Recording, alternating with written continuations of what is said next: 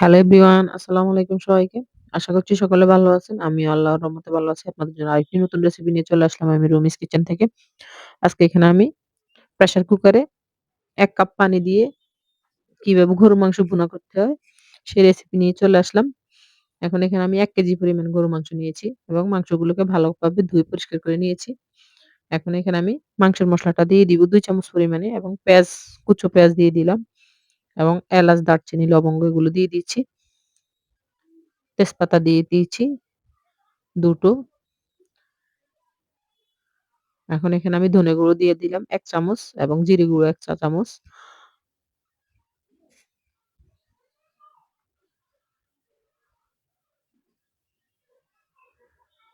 আজকে আমি মাংসগুলোকে ভালোভাবে মাখিয়ে রান্না করব। এখন এখানে হলুদ গুঁড়ো দিয়ে দিব। হলুদ গুঁড়ো দিয়ে দিলাম ১.৫ চামচের মতো এবং মরিচ গুঁড়ো দিয়ে দিলাম ১ চামচের মতো। মরিচ গুঁড়োটা আমি আসলে কম দিয়ে দিয়েছি। আজকে মাংসটা আমি ঝাল করব না। একটু মিষ্টি, মিষ্টি থাকবে। সেজন্য মরিচ গুঁড়োটা একটু কম দিয়েছি পরিমাণে। আপনারা আপনাদের স্বাদমতো অবশ্যই দিবেন। এখন এখানে আমি আদা দিয়ে দিলাম। আদা দিয়ে দিলাম ২ চামচ পরিমাণে। এখন রসুন দিয়ে দিচ্ছি। রসুন ২ চামচ দিয়ে দিচ্ছি।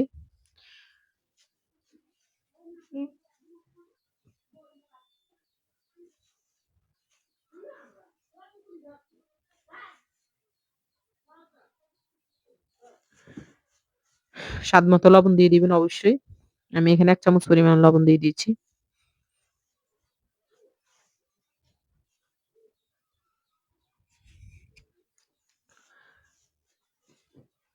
এখানে আমি ১ কাপ পরিমাণে তেল দিয়ে দিব অবশ্যই।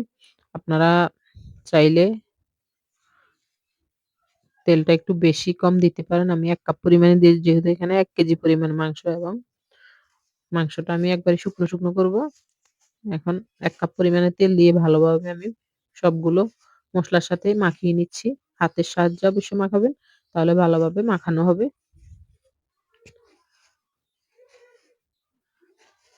এখন মাংসগুলো আমার মাখানো হয়ে গেছে। দেখেন মাংসটা দেখতে কিন্তু অনেকটা জুসি, জুসি কালার এসেছে।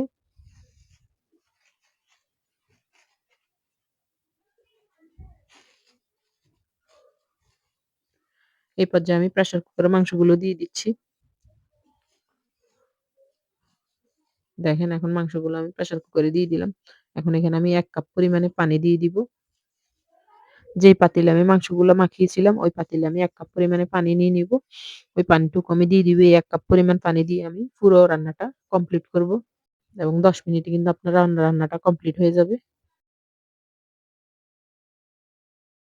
এখন আমি পানিগুলো দিয়ে দিলাম। এই পর্যায়ে আমি প্রেসার কুকারের ঢাকনাটা আটকিয়ে নিব ভালোভাবে। এই অল্প পানিতেই কিন্তু আমার পুরো রান্নাটা কমপ্লিট হয়ে যাবে। এক সাইড থেকে এভাবে প্রেসার কুকারের ঢাকনাটা আটকিয়ে নিতে হয়। এখন আমি নিচে অ্যাঙ্গেলের সাথে আটকিয়ে নিব। চুলার হিটটা অবশ্যই আপনারা মিডিয়ামে রাখবেন। মিডিয়ামে রাখলে আপনার রান্নাটা বেশি সময় লাগবে না। ১০ মিনিটে কিন্তু রান্না কমপ্লিট হয়ে যাবে। না হলে পুড়ে যাওয়ার সম্ভাবনা থাকে। এখন এখানে আমার প্রেসার কুকারে আওয়াজ বেজে গেছে। এখন একবার আওয়াজ করেছে এবং আমি ৪ বার আওয়াজ উঠালে আমি প্রেসার কুকারটা খুলে দেখব রান্নাটা হয়েছে কিনা। অবশ্য ৪ বারেই আমার রান্না কমপ্লিট হয়ে যাবে। ৪ বার বাজবে। উপরে এই যে এই ইয়াটা উপর দিকে উঠে এবং অনেক শব্দ করে। এখন আমার ২ বার হয়ে গেছে। এভাবে আমি ৪ বার করব। ৪ বার প্রেসার কুকার এভাবে শব্দ করলে এই পর্যায়ে আমি এই যে ঢাকনাটা খুলবো। এখন আমার ৪ বার হয়ে গেছে। এভাবে কিছু দিয়ে এভাবে একটু চাপ দিয়ে ধরলে ভিতর থেকে যে বাতাসগুলো বের হয়ে যায়, এই বাতাসগুলো বের হলেই কিন্তু ঢাকনাটা খুলবে, না হলে কিন্তু খুলবে না। সেজন্য আমি বাতাসগুলো সরিয়ে নিচ্ছি। এটা হাত দিয়ে কিন্তু সরাতে যাবেন না, তাহলে কিন্তু হাত পুড়ে যাওয়ার সম্ভাবনা থাকবে। এভাবে কোনো কাঠি দিয়ে একটু চাপ দিয়ে ধরে রাখবেন, তাহলে ভিতরে যে বাতাসগুলো থাকবে, ওই বাতাসগুলো সরে যাবে। এই বাতাসটা না সরলে কিন্তু আপনার প্রেসার কুকারের ঢাকনাটা কিন্তু খুলবে না।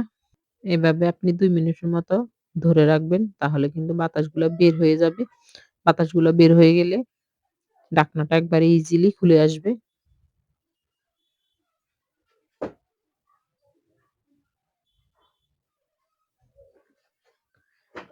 এখন কিন্তু আমার প্রেসার কুকারের বাতাসগুলো কিন্তু একবারেই সরানো হয়ে গেছে। এখন দেখেন আমি হালকা একটু টোকা দিয়েই ঢাকনাটা খুলে নিব।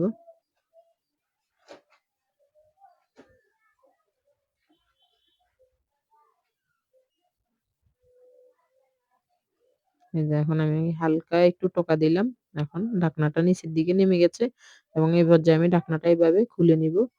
এখন দেখেন ভিতরে মাংসগুলো একবারই সেদ্ধ হয়ে নরম হয়ে গেছে এবং আমার রান্নাও হয়ে গেছে। তেলগুলো কিন্তু উপরে উঠে এসেছে দেখেন।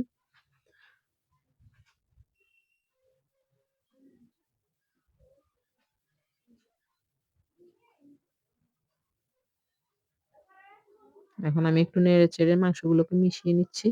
প্রেসার কুকারের ভিতরে আসলে অন্ধকার ছিল। এজন্য আমি লাইটটা জ্বালিয়ে দিলাম।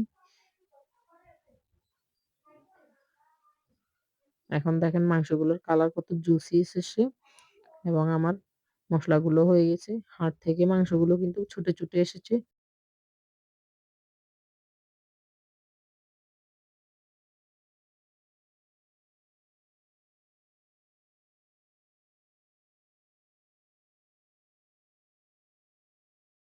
এই যে দেখেন আপনাদেরকে আমি একটু দেখাচ্ছি মাংসগুলো কেমন হয়েছে।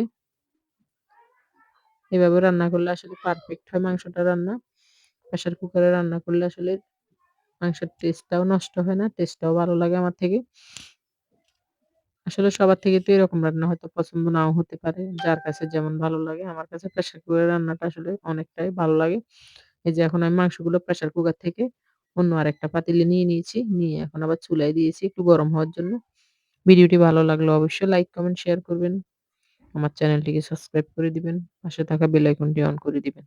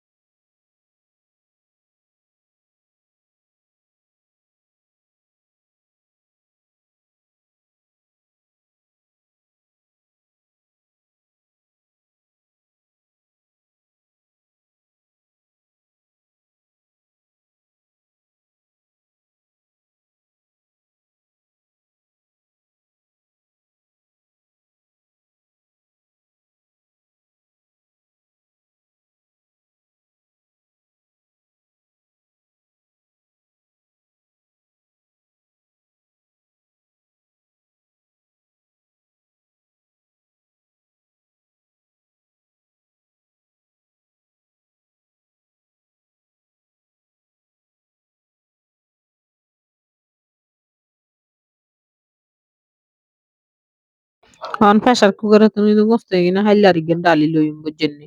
কারণ প্রেসার কুকার তো গর্ত আলা এটা তুমি বাড়ি লো অন্টন জানা লইতে অসুবিধা তো রাঁধি আরেক পাতিলে মানে যেন বাড়ি এলে অন সান গোস্ত কিন্তু বাড়ার হরে কিন্তু ইনের একে তেলে কিন্তু উঠে লাল লাল এই যে ঠান্ডা হয়েছে আর তেলে কিন্তু বই গেছে